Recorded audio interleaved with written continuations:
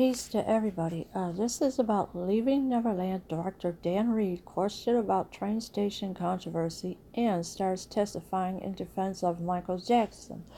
Now, as I have been keeping up with this story, as you well know, James Safechuck and Wade Robson, they are both compulsive liars because what they said in the documentary Leaving Neverland was nothing truth about them at all.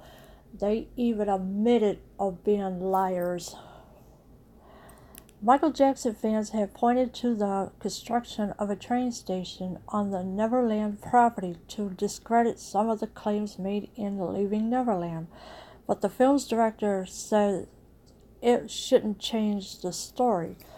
But why wouldn't it change the story if you got a train station that should be discredited, first of all, and now you're going to make claims made in a Leaving Neverland documentary? I don't think so.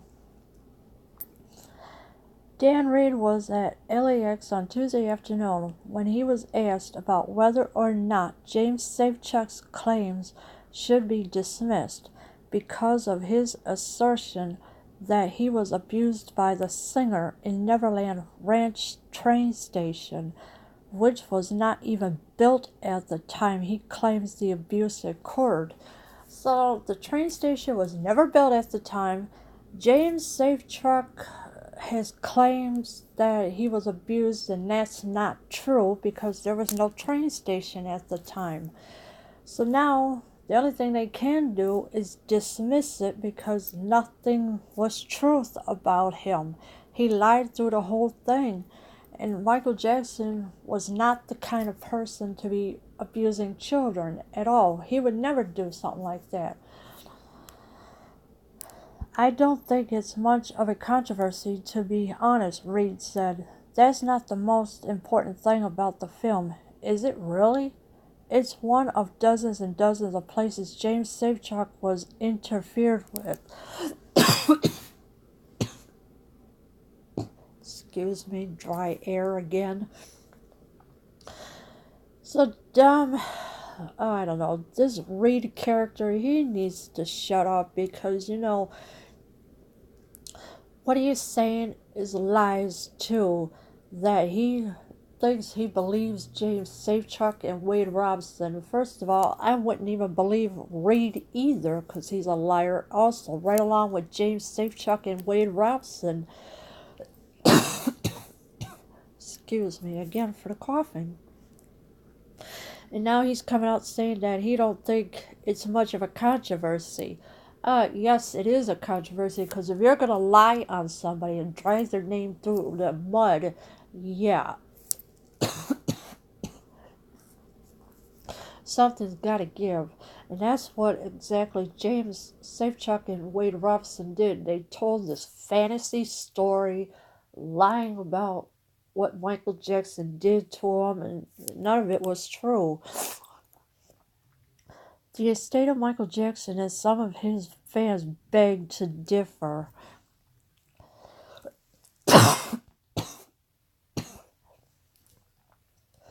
Reed was also asked about the fact that both Safechuck and Wade Robson previously testified that they were never abused by Jackson, which Reed says was addressed in the film. Alright, so while Michael Jackson was alive, they testified that Michael Jackson never did anything to him. But when Michael Jackson had passed away, that's where everything changed. They said, oh, Michael Jackson abused me. He touched me here. He touched me there. No, that's not the truth at all because those two are lying about what they're saying. And none of it was true. Michael Jackson was not the type of person to be touching little kids because he was abused by his father too. Of course, all the beatings, I mean, allegedly. But Michael Jackson would never sexually abuse a child ever. He was helping them get better when they were sick. That's all he was doing. The director also maintained his assertion that never Safechuck nor Robson were paid for their apprehensions. in Finding Neverland. Well, first of all, those two were paid, so don't let nobody fool you and say, oh, they were never paid.